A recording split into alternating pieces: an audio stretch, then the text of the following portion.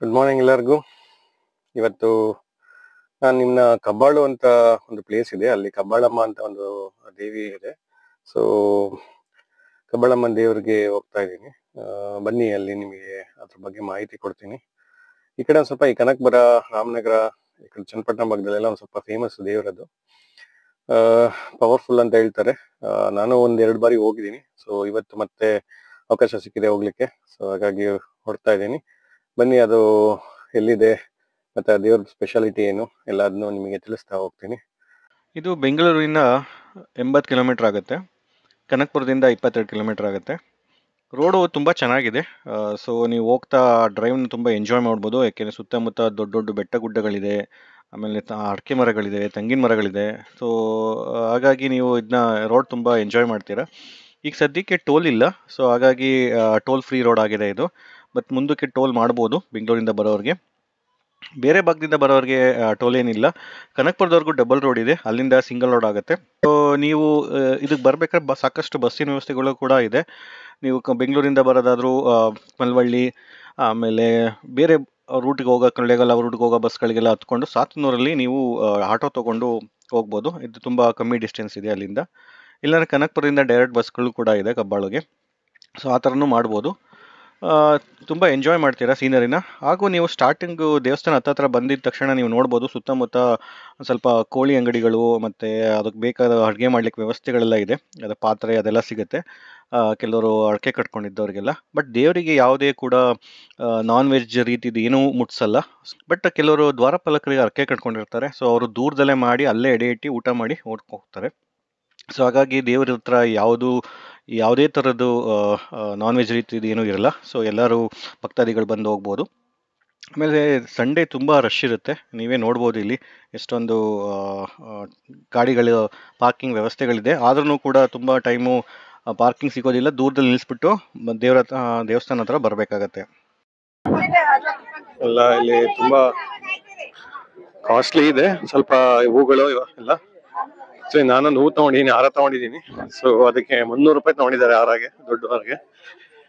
ಆಮೇಲೆ ಚಿಕ್ಕ ಹಾರಗಳು ಬರುತ್ತೆ. ಆಮೇಲೆ ಹಣ್ಣು ಕಾಯಿ ಎಲ್ಲ ಇದೆ. ಸ್ವಲ್ಪ ಸಂಡೇ ಸ್ವಲ್ಪ ಜಾಸ್ತಿ ಜನ ಇರ್ತಾರೆ, ವೀಕೆಂಡ್ ಅಂತ.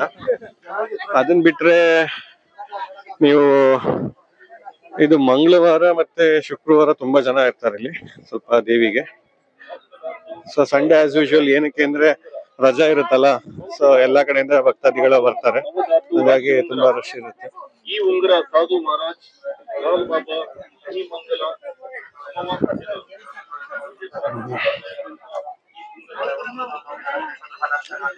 ನೋಡ್ಬೋದು ಇಲ್ಲಿ ಎಲ್ಲ. ಇಲ್ಲಿ ತಾಯಿ ದೇವಸ್ಥಾನ ಇದೆ, ಆ ಸೈಡ್ ಬಸವಣ್ಣನ ದೇವಸ್ಥಾನ ಇದೆ, ಆ ಕಡೆ ಕಾಣಬಹುದು ನೀವು. ಅದನ್ನು ಆಮೇಲೆ ತೋರಿಸ್ತೀನಿ ನಿಮ್ಗೆ. ಗೋಪುರ ತುಂಬಾ ಚೆನ್ನಾಗಿ ಕಟ್ಟಿದ್ದಾರೆ. ಅಂದ್ರೆ ಈಗ ಒಂದ್ ಸ್ವಲ್ಪ ಇನ್ನೂ ಕೆಲಸಗಳು ನಡೀತಾ ಇದೆ. ಮುಂಚೆ ಸ್ವಲ್ಪ ಗುಡಿ ಚಿಕ್ಕದಿತ್ತು, ಈಗ ಒಂದ್ ಸ್ವಲ್ಪ ದೊಡ್ಡ ಮಾಡಿ ಅದನ್ನ ಎಕ್ಸ್ಟೆಂಡ್ ಎಲ್ಲ ಮಾಡಿ ಒಂದ್ ಸ್ವಲ್ಪ ದೊಡ್ಡದಾಗಿ ಕಟ್ತಾ ಇದ್ದಾರೆ. ಬನ್ನಿ ನೋಡೋಣ.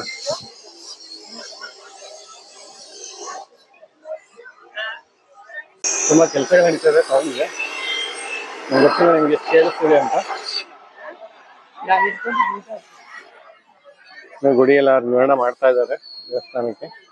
ದೇವಸ್ಥಾನ ಮುಂದೆ ತುಂಬಾ ಜಾಗ ಇದೆ, ಚೆನ್ನಾಗೇನೆ ಅವೆಲ್ಲ ಕಟ್ಟಿದ್ದಾರೆ ಟೆಂಪಲ್.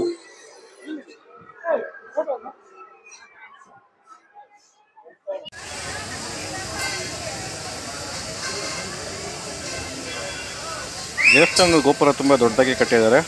ಒಳಗೆ ಒಂದು ಆವರಣನೂ ಅದು ಫುಲ್ಲು ದೇವಸ್ಥಾನ ಫುಲ್ ರೆಡಿ ಆದಾಗ ಅಲ್ಲೆಲ್ಲ ಕುತ್ಕೊಳ್ಳೋಕ್ಕೆಲ್ಲ ಚಾನ್ಸಸ್ ಇರುತ್ತೆ ಅನಿಸುತ್ತೆ. ಬಟ್ ಈಗ ಯಾರಿಗೂ ಬಿಡ್ತಾ ಇಲ್ಲ ಅಲ್ಲಿ.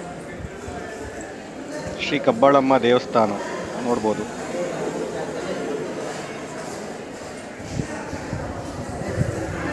ತುಂಬ ರಶ್ ಇತ್ತು, ನಾನು ಹೋಗಿದ್ದಿನ ಸಂಡೇ ಆಗಿರೋದ್ರಿಂದ.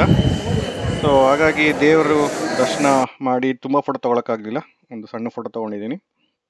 ಹಾಗೆ ಬಂದರೆ ನೀವು ಗಣಪತಿ ದೇವಸ್ಥಾನ ಸಿಗುತ್ತೆ. ಅದಾದಮೇಲೆ ದೇವಿ ಮೂರ್ತಿ ಇದೆ. ಆ ದೇವಿ ಮೂರ್ತಿ ಹತ್ರ ನೀವು ಕುಂಕುಮ ಎಲ್ಲ ಇಟ್ಟಿರ್ತಾರೆ, ಅದನ್ನೆಲ್ಲ ತಗೊಂಡು ನಮಸ್ಕಾರ ಮಾಡ್ಬೋದು.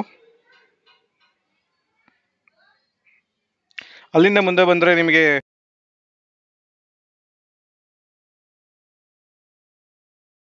ಸುಬ್ರಹ್ಮಣ್ಯ ಸ್ವಾಮಿ ದೇವಸ್ಥಾನ ಇದೆ. ಬಲಭಾಗದಲ್ಲಿ ಎಡಭಾಗದಲ್ಲಿ ಗಣಪತಿ ಹಾಗೂ ಸುಬ್ರಹ್ಮಣ್ಯ ಈ ರೀತಿಯಾಗಿ ದೇವಸ್ಥಾನಗಳಿದೆ.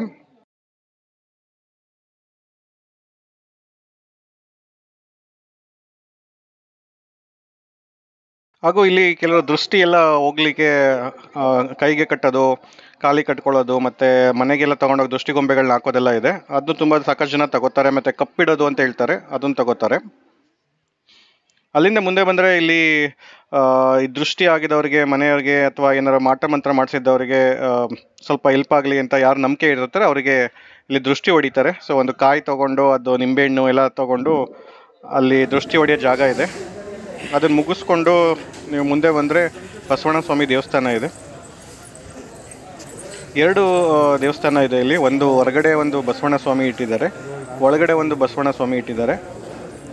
ನೀವು ಭಕ್ತಾದಿಗಳು ಕೂಡ ಆ ಸೈಡ್ ಹೋಗಬೇಕು ಅಂತ ಅನಿಸಿದಾಗ, ಆ ದೇವ್ರು ನೋಡಬೇಕು ಅನಿಸಿದಾಗ ಆ ಭಾಗಕ್ಕೆ ಹೋಗಿ ನೀವು ದರ್ಶನ ಮಾಡಿ. ನನ್ನ ವಿಡಿಯೋ ನೋಡಿದ್ದಕ್ಕೆ ಧನ್ಯವಾದಗಳು. Please subscribe and support me.